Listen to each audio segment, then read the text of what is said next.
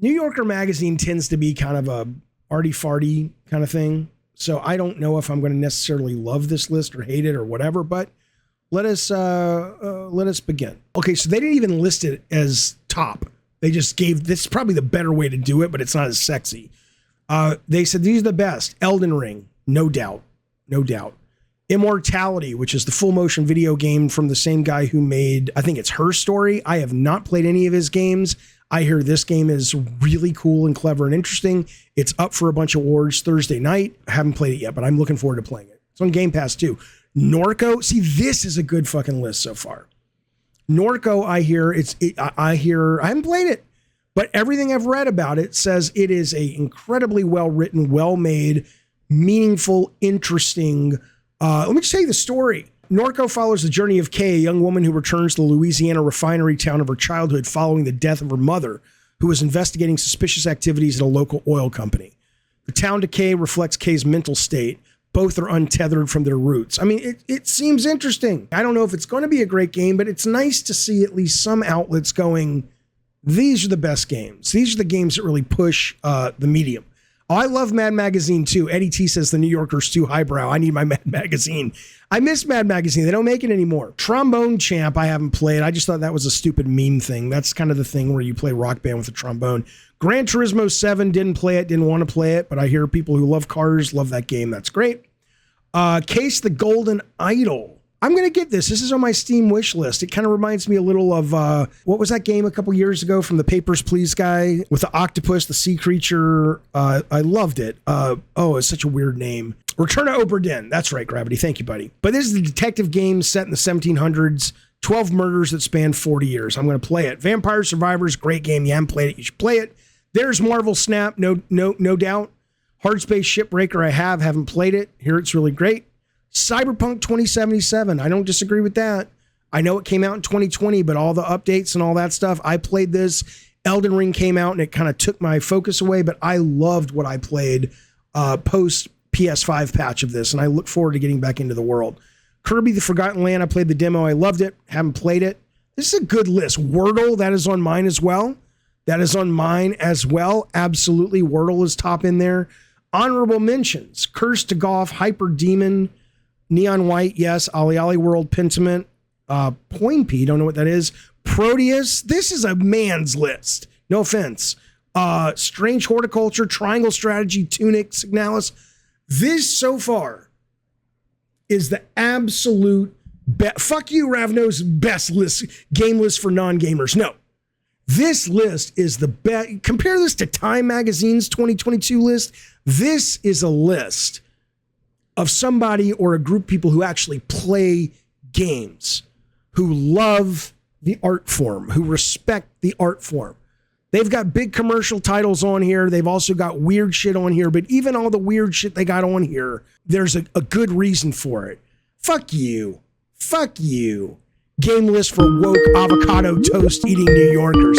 Fuck you. I don't like avocados, Steffi. So we covered the 10 best video games from Time Magazine on the show last week, but I wanted to, especially since we mentioned it in this video, I figured I'd show it to you. I think there are some great games on this list, of course. And even though I don't agree with their number one, I get why they put the number one. It makes total sense to me. And I respect that and I appreciate it. But overall, I think this is one of the worst fucking lists I've seen. And given that it comes from Time, which used to sort of be when I was, younger, a real bellwether for pop culture taste, I'm surprised by this list. It's terrible. These are their top 10 games of 2022. Number 10, Teenage Mutant Ninja Turtles Shredder's Revenge. It's a great game for what it was. I played it once. I don't have the nostalgia goggles for this. So if you look at it as a straight up game, I played it online, finished it with the Gabon Games members. It was fine. Nobody talks about it, at least from people who I played it with, and it's kind of forgotten. How this is in the top 10, I do not know. Lego Star Wars Skywalker Saga, I mean, it's a great version of what they've been making for 20 years. It's loaded, stuffed to the brim with content, but as a game, it's just sort of, okay, more of the same. If you got kids or Star Wars nuts, it's fine, but this makes no sense to be on a top 10 list. I mean, it's all subjective. Who gives a shit? But I'm just saying, it's weird that this would make this list. I have this. I haven't played it. I played and finished Village, loved it. People who have played this say there's some genuinely good scares in it, but overall it's not really memorable. So I'm surprised to see this on the list. Sifu I get, even though I have not really played it because it's too difficult for me, at least that's what I hear. I will play it. I get the sense this is going to be one of those games that people talk about for a very long time in terms of its influence it has, because there are people who really talk this up and speak about it in a way that makes you think, okay, this game's doing some really interesting, fresh stuff that I think is going to influence design moving down the road. But like I said, I haven't played it. I get that it's on this list. It makes sense based on what people have said. Last of Us Part 1's ridiculous to be on this list. I mean, unless you're giving it a list for tech, like best graphics or something, that I can appreciate. But you're basically remastering / remaking a game that's already been out and also been remade many, many times. It's his list. He can do what the fuck he wants. Who is this guy? This is, I've never heard of this guy, but Richard Newby. Richard Newby made this list. He says it's Time's favorite games. Is that just his? And I don't know who makes up the people who voted. Stray, okay, seen it on the list. A lot of lists this year, so it makes sense to me. Nothing I've seen so far suggests this is a Game of the Year contender like the Game Awards say, but okay, there you go, Stray. Elden Ring number 4, okay, that seems really low to me given how influential this game is, but that's subjective. There you go, number 4. The Quarry? What the fuck are you talking about? Now, if this guy is saying these games are my personal favorite games that I just enjoyed more than any other game, okay, that's fine. But I don't think he doesn't really say that. I mean, he says they're the favorite games, but then here he says it's the best games. Now, I played The Quarry and I liked it. I did not like it as much as The Devil in Me, or Devil Inside, or whatever the fuck that's called. That one from Supermassive, even though it didn't get the critical acclaim a lot of people gave The Quarry and their other games like Until Dawn, I still thought it was narratively very compelling. The Quarry just felt like Until Dawn light. I didn't really get the big deal. It's certainly below Elden Ring or above Elden Ring? Are you out of your fucking mind? And then number 2, Forbidden West. Like I said, number 1, of course, God of War Ragnarok. I get it's kind of weird not seeing that at all on the list from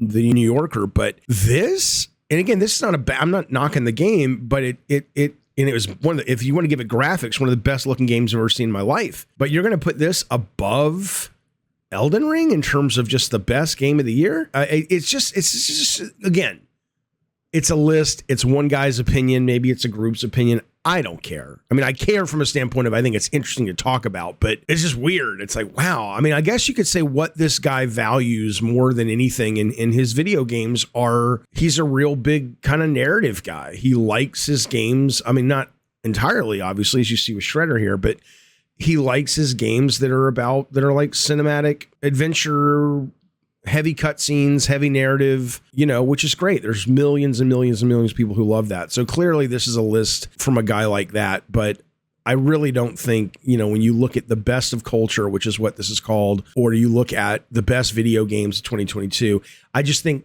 for something as hoity-toity as Time Magazine, that stamp, that label, that title, you expect a little bit more of somebody who's kind of really understanding and exploring all avenues of the art form and not someone who's just kind of a fanboy of a specific genre. I mean, this would be like if this guy's obsessed with sports games and he says the top 10 best games of 2022 are like, NBA 2K and FIFA and MLB The Show. And not to say those aren't awesome games necessarily, but best games that the medium has to offer, I don't know. Anyway, that's this list. Not my cup of tea. Maybe it works for you. Anyway, hey, thanks for watching. Be well. Like, subscribe, consider a membership, all that good stuff. And I hope to see you live on a show pretty soon. All right. See you later. Bye.